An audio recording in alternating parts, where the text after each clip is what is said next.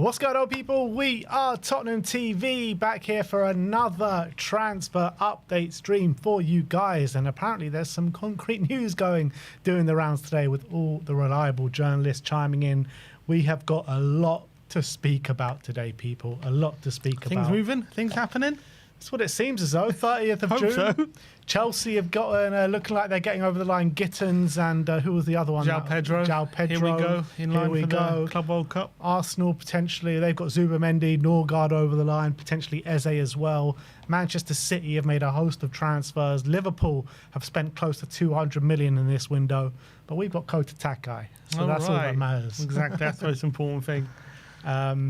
But big up to everyone in the stream. We've got 400 people in here with us today. Smash that like button, smash that subscribe button on the way in, and let's get into the breaking story of the day. And that is regarding Mohamed Kudus. And Matt Law was the one that broke it all today, and he says that Tottenham want to break their unofficial transfer embargo with West Ham United and sign Mohamed Kudus. Kudus has been identified as the primary target by Spurs, who are optimistic they can clinch a deal for well below the £85 million release clause, which does run until the first 10 days of July. Sources believe Kudus is currently the most likely signing to bolster the attacking options for Spurs.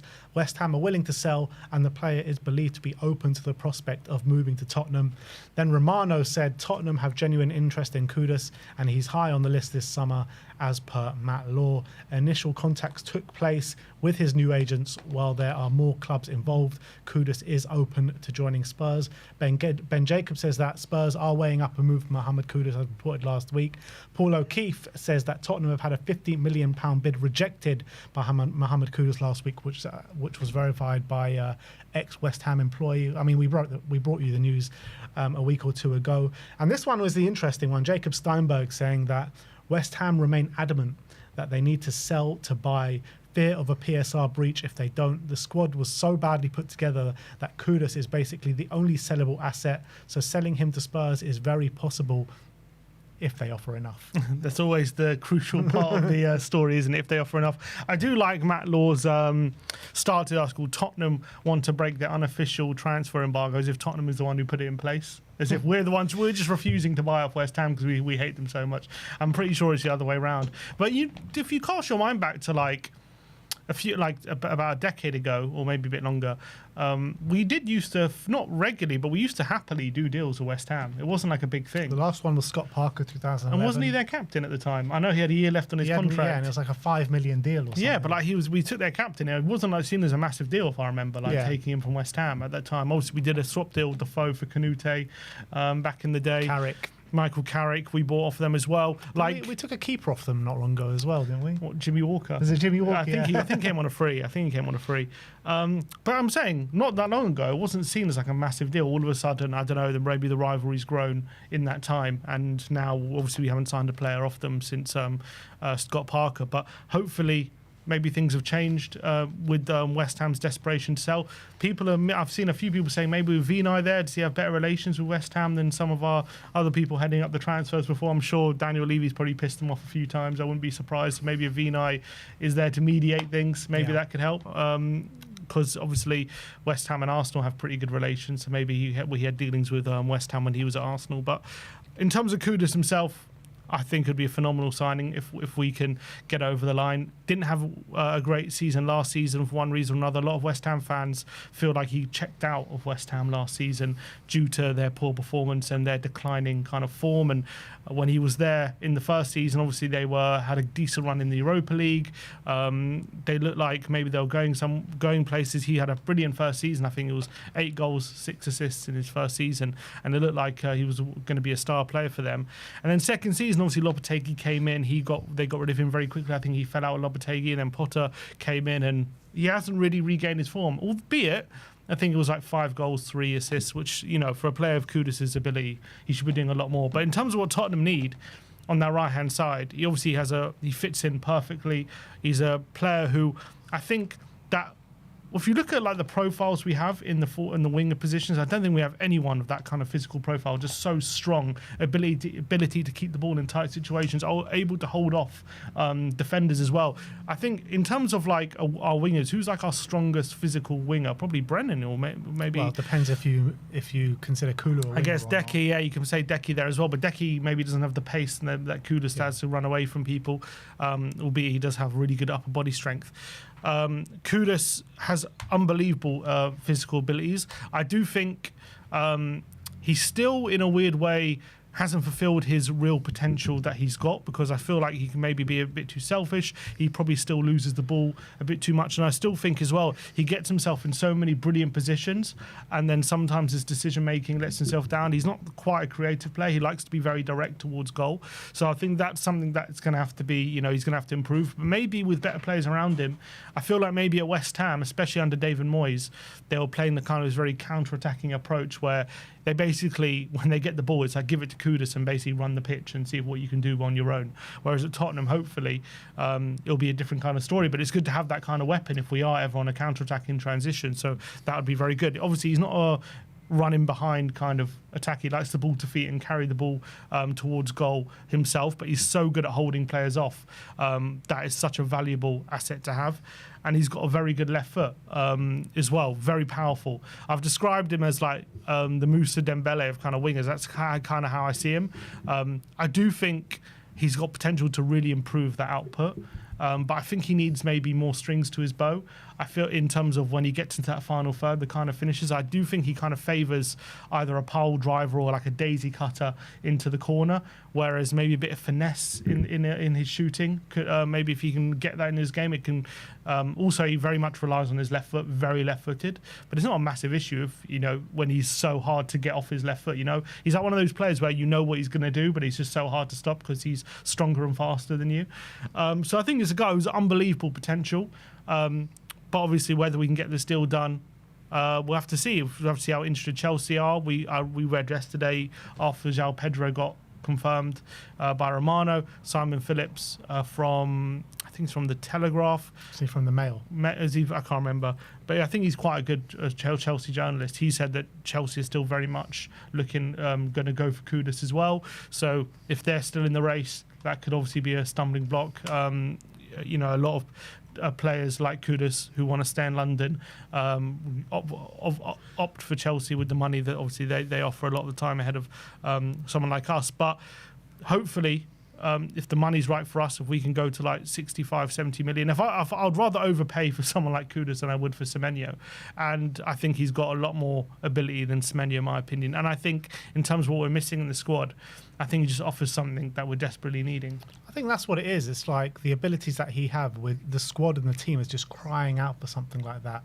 We were crying out for it last season. We were crying out for it the year before. And he's got actually elite ability in ball carrying and being able to take on his man consistently and ferociously. I mean, I love Kudus as a player. I loved him before he joined West Ham. And we were both in agreement saying that Spurs should go for Kudus when he was at Ajax. Obviously, it wasn't to be done. But in that kind of tactical element that you're talking about with West Ham, is that the tactic was like get the ball to Kudus and just charge up the pitch. It's kind of like the same tactics that we saw from Ghana in the World Cup as well. When he was playing through the middle, they were just giving the ball for him and he was just like storming forward. And I do think it's that element as well is just something that we need in the squad. Just someone that you just can't get the ball off. Too often on the right-hand side, we've had Brennan Johnson, who's too scared to take on his man, checks back, cuts inside too much, and basically you only see him at the back post where he's free. Where Kudus, if he was on that right-hand side, he would just give us a complete different element to our game. He really would. And he's a player that's versatile, can go on the left, can go through the middle, his preferred right-hand side as well, had time up top as well. So I think I would love to see Kudus through the doors at this club. And I think if you can get him out of West Ham for 65 million, I don't even think that's an overpayment. I think that is like true to his value, to be honest. And yeah, fine, he didn't have such a great season for West Ham, but you can't judge a player solely on one season. You've got to look at the whole catalogue of his work, and the whole catalogue of his work is such an exciting player to watch. Bums off seat player, and I think he's a proper Tottenham player as well. Like he'll get the crowd excited, and like I said, it's just something that we're just crying out for at this moment in time. I think in those transitions, he can be a bit of a cheat code at times. Just his ability to, out of any situation, just get forward. Albeit, He's also, I think, top of the league for the amount of times he gets dispossessed and gives away the ball. If you look at his dribbling stats, obviously, if you look at like successful take-ons, they look on paper quite impressive because I think he completed the most in the league last season. Yeah. But if you look on the flip side, I think he lost the ball the most in the league as well. So that's kind of the give and take you get with Mohamed Kudus. He'll try lots and lots of things. A lot of the time will come off, but a lot of the time will come. Half the time will come off, half the time it won't. So it's about refining that, making him more effective, making sure that he's only going for things when it's possible for him to rig out the situations, rather than how he's been over the last 2 years, where it's like just keep going for whatever situation and 50-50 you'll get out of it. And I think with some of that refinement and eliminating some of that decision making, I think you've got a top player in your midst there. In terms of, though, is there any kind of reservations, the fact of how quickly he's lost interest at West Ham? Like the fact that, West Ham, from what I'm reading from West Ham fans, a lot of them aren't even too bothered about him going. A lot of them have seen him checked out, and that's after one season. He fell out with the manager. I don't know what went on with him and Lopetegui. I think he was playing out of position. Apparently he was about to lamp Lopetegui in the face. There was all these different things. I know he was like playing out of position and stuff, and they had a falling out. But, he had one good season, then all of a sudden he got himself... I don't know whether he got his head turned or he just kind of was disillusioned with what was going on at West Ham. But is there is there a concern there that very quickly he could turn to looking for a bigger move if he's an instant hit? I think there is obviously slight reservation because of what we've seen over the past year or so with him. However, I'm going to back Thomas Frank's kind of judge of character on this one, and I don't think Frank would want him through the door if he believed that he's that sort of character that is going to kick up a fuss and that is going to have his head turned pretty quickly. So, look, there are reservations just because of what we've seen, but I'm going to decide to go with Frank's judgment on this one. And I think he's obviously been a very good judger of character in the past. So I don't see why this would be any different. Well, yeah, I'm sure. Yes, I don't know if he's spoken to him yet or not. I don't know if he knows his character just yet. But if we are going to bring him in, surely that's something they would have thought of and they would have spoken about. For sure. Of course. Obviously, with any player, you can talk to them all they want and you can, make the judgment, but you won't really obviously know until they, you through the door. You have to be convinced by that conversation, of course, but until they're through the door and then you're seeing them day to day, that's obviously when you truly know. But yeah, I think from that point of view, hopefully we can we can improve on where we were last season, and obviously he's got Champions League football there. So hopefully that point of being disillusioned where the club's going, he doesn't really play a part. I described him on Twitter as the anti-Brennan in terms of how he plays. He's pretty much the polar opposite of what Brennan offers. Like Brennan will obviously be that player who ghosts into the back post unguarded. But in general play, he'll go missing for large periods. When he gets the ball, he's not really a threat taking on his man. Whereas Kudus is like the complete opposite. Always involved, but when he comes into the final third and into the box and stuff like that, is he as effective as Brennan? Is he going to be taking up those positions that Brennan does at the back post? Will he get as many goals as Brennan? Maybe not. But also in terms of creativity, yes, dribbling-wise, he creates things, but from what I've seen, very much he's not a guy who creates so many chances, and he needs to learn that to his game. I think he needs to learn to be a bit less selfish. But as I say, maybe at Tottenham, with better players around him, or more players maybe on his level, maybe the feeling is if he won't feel like he needs to do everything by himself, whereas West Ham maybe had that feeling. Yeah, but it's not even just that. It's also a much different tactical setup where West Ham have been... I know we were a mess last season, but at least we had a clear tactical identity, and under Frank we're going to have a clear tactical identity. I don't think West Ham had that over the past couple of years, particularly last year. Sacked their manager, brought in Potter. Potter didn't really know which way he wanted to go. I think it was a bit of a mismatch and a bit of a shit show from that aspect in terms of West Ham. And I think if we have a clear tactical idea, clear tactical setup, Frank, who's also got previous of bringing on these kind of wingers, refining their game and getting the best out of them, I think you'll see a much better Mohamed Kudus at Tottenham than you saw at West Ham. And I feel like those things that you're talking about in terms of his finishing, creative nous, I think kind of at Tottenham that will be more refined than us, and I think you'll see a much higher output at Tottenham than you saw at West Ham. Yeah, I feel like it's a good thing to have an anti-Brennan anyway. That's positive. You need different profiles. Exactly. And you need people that are going to offer completely different things. You know, when games are going one way or another, tactical setups that you're facing low box, facing high pressing teams. You know what I mean? So you need all different kind of aspects. 100%. Obviously, he also can play a role in the number 10 if needed as well, which is really... And also maybe up front if that's also called for it. I know he's played that role before, so I think he's a versatile player. And even left wing. I know he doesn't really like playing on the left wing, but he's a player maybe in certain games if we just feel like we need a player who just goes on the outside consistently and beats his man and whips it across. I think Kudus can do that as well in certain games. So I think he can really play across the front line. I think he hasn't fulfilled his...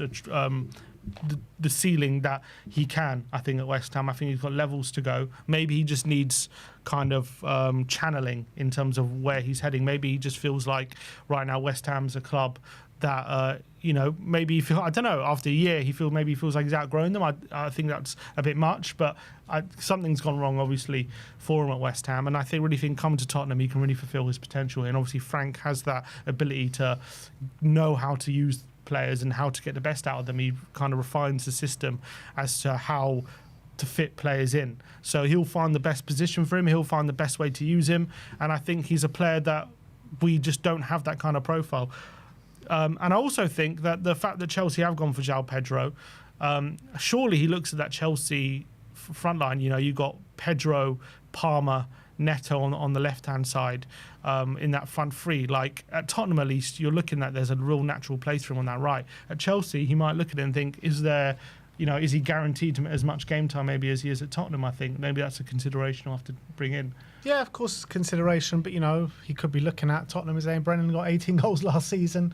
You know, it's going to be a big fight on his hands, but I think he would back himself going to Chelsea or Tottenham to get significant game time, in my opinion. But there's one thing also worth considering and worth noting is that he will be playing at the AFCON this season, so we would lose him for, what was it, a month or so that the tournament goes on, however long Ghana kind of last in the tournament. So that's also something on top of Pape Sarr, Bissouma if he stays around. Is that our only two? Is there any more? Yeah, so that would be a bit of a blow. Someone says Ghana didn't qualify. Oh, is that right? Did Ghana not qualify? Someone says, see that. Ghana. That's positive then. African Cup of Nations. Let's see. I'd be surprised if Ghana didn't qualify. Ghana are a pretty good team. Looks like they, out. Oh wow! Failed to reach the AFCON. Wow. So scrap that. Scrap that. We were not going to lose into the AFCON because Ghana didn't qualify. That's quite unbelievable. But at 24 years of age. Yeah, he's still young as well. It's a good age, you know, coming into his prime over the next couple of years. It's just music to my ears saying that we're not going to be signing a 19, 20-year-old to come in and challenge Brennan on that right-hand side. And I think at 24, you're getting him at a really good age, probably the most perfect age. Yeah, and I think he's also got... He must have some Champions League experience with Ajax, I'm guessing, as well. Yeah. He must have played for them at that level, so he must be used to it. We know he's Prem experienced. And as we were doing this video on Friday as well, we are running out if we do want like a Prem-proven kind of attacker, if we believe that's necessary. Then Pedro's just been another one that's been snapped up that we were linked with. So they are very much all the ones at middle range clubs are very much getting snapped up very, very quickly. And so Kudus is pretty much between if Eze is going to go to Arsenal, it's, you know, you're looking at Kudus or Semenya really as players who we think could be genuine upgrades what we got on the wing. So I do think I'll choose Kudus. I think he would be my pick out of those two, and it'll be a very, very exciting signing if we can pull this off. But obviously we've had a £50 million bid rejected. Is 65 enough? Are we going to have to go to 70? Do you think? Well, the rumours have been in the press over the last week or so, last couple of weeks, that 65 million is the number. So if we do bid that, I do think it could get over the line. Maybe 60 million plus 5 or 10 in add-ons, I think can get the job done. Yeah, I hope so. I hope there's no kind of premium on Tottenham if there is to be one. But I would love if we can get this deal done, get him off West Ham. Apparently, I'm hearing West Ham fans aren't even too bothered if he comes to Tottenham as well. I guarantee you that won't be the case. That will not be the case. I've seen a lot of tweets being like, anyone but Tottenham, anyone but Tottenham. And remember when we signed Jermaine Defoe off them and the stick and the hate that Defoe got for the rest of his career pretty much every time he lined up against West Ham, I guarantee you this will be no different. So do you think from like a PR standpoint, if he does sign for Tottenham, for West Ham's point of view, they're going to try to put out there that, they've got a significant fee. Maybe they made Tottenham pay more than their rivals or something to make to kind of make it more palatable for West Ham. Yeah, I mean, fans. I think whichever way they dress it up, whichever way they slice it from a PR standpoint, I think the Vans are going to be gunning for the ownership there. That's why they've got to be careful with this, I think. Well, obviously, I don't really care. Hopefully, they sell to us, and I'm not bothered about it. But I'm saying from their perspective, I wonder, how much more difficult that fan reaction would make it if there was to, would they prefer to sell to a Chelsea if they came in rather than us? I think for sure they'd prefer to sell to a Chelsea if they came in than us. But at the end of the day, they're going to sell to the highest bidder if it's what is true in the financial reports that's saying they have to sell. And let's say Chelsea don't come in and we're the only team that do come in, or we offer high. I know it's unlikely that we offer higher than Chelsea, but let's say we do offer higher than Chelsea and he comes to us, then there's nothing they can do about it. Yeah. But it's also worth noting as well that he had a bit of a spat on the pitch with Van der Ven, Brennan Johnson, Richarlison. Spurs players were dropping like flies on the pitch at the Tottenham Hotspur Stadium early last season. And Spurs have got getting a bit of a habit of doing this kind of thing, buying Richarlison after his bust up with Coutinho Romero when he was playing for Everton. And now if Spurs, they've got to do something in terms of an announcement video regarding that, because that would be hilarious. That'd be fun. Yeah. Obviously, maybe we were just targeting players our players have got in fights before. That's something. But yeah, I doubt that. I don't know what they'll do with the announcement, but I'm sure it'll be funny first interaction. Yeah, that's because they made a big thing out of the first interaction of Romero and Richarlison. Yeah, but a large part of that as well is because they did battle off against each other in the international level. They're very much Brazil and Argentina, big rival. They were big rivals at that stage. Whereas obviously, I don't think Kudus cares that much about. I think it was just a heat of the moment kind of thing. Whereas I think, I think there's been a few matches where Kuti and Richarlison have battled against each other. But yeah, I'm sure there'll be something to be done there with the announcement. But look, that is the story this morning. Mohamed Kudus, Spurs talks intensifying. Let's hope we hear more about this over the coming hours and the coming days. For me, as of now, he's got to be the number one target. And also, I read he's on 90 grand a week, so easy for Spurs. Yeah, we should be able to put him on like 120 or something. Yeah, maybe even more, maybe like 150 or something like that. So yeah, because you're looking at some of the players that are going off. Like, I'd even put him on Timo Werner wages. You know what I mean? I think he's worth that. So that is the story as of today. Let us know in the comment section below your thoughts about Mohamed Kudus. Would you like to see him at Spurs? And do you think paying 65 million is overpaying for him?